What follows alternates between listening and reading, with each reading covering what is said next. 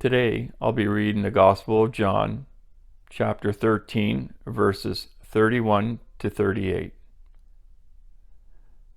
When he was gone, Jesus said, "Now is the Son of Man glorified, and God is glorified in him.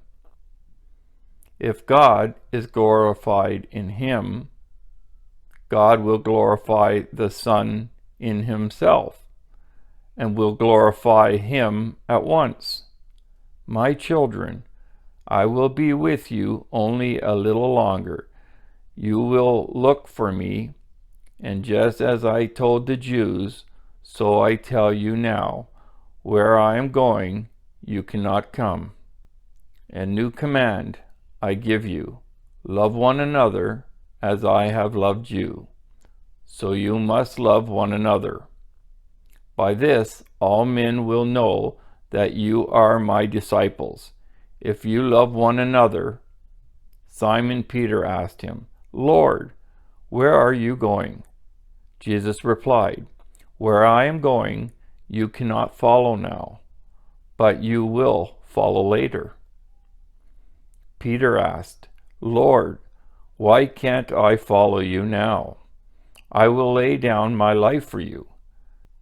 Then Jesus answered, "Will you really lay down your life for me? I tell you the truth. Before the rooster crows, you will disown me 3 times. Word of the Lord. This passage is at the Last Supper, where Jesus is eating in the upper room with his disciples. Judas has just left, and Jesus says, after he was gone, "Now the Son of Man is glorified, and God is glorified in him." And he tells them that he will be with them for a little bit longer, but not too much. And he says, "I am giving you a new command, to love one another as I have loved you. So you must love one another." And at the beginning of Jesus' ministry, he quotes the Old Testament: "Love God with all your heart, mind, and soul. Love your neighbor as yourself, and love God." And now he is saying, "Love others as I have loved you." So we're not only now to love our neighbors as we love ourselves, because sometimes we don't always love ourselves all that much. He's actually commanding them to love others as Jesus has loved them, which is actually of a higher love. There's much more to it. It's a much deeper and more sacrificing type of love. And he then tells them it's by giving out this love, loving others in a sacrificial way, that people will know that you are of me, that you are of God. This is how people will know that you are God's disciples. And Peter kind of gets upset, and he's like, "Well, where are you going to be going?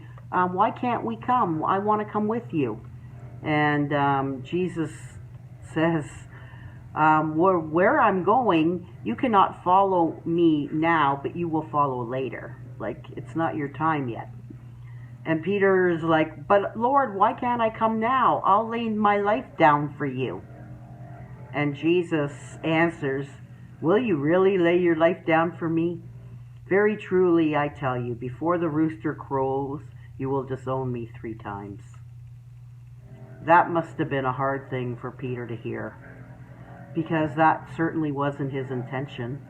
His intention was good, and all of us have good intentions, but sometimes fear gets in the way of those good intentions. It's just a reminder of that sacrificial love. In perfect love, there is no fear. So when we are called to love others, we have to dispel the fears. We have to totally put our trust in God. The love of Him must fill us, that we can pour it out onto others. And when our love is so like truly godly, there is no fear. And that's what our human condition is fighting against in so many aspects, is fear.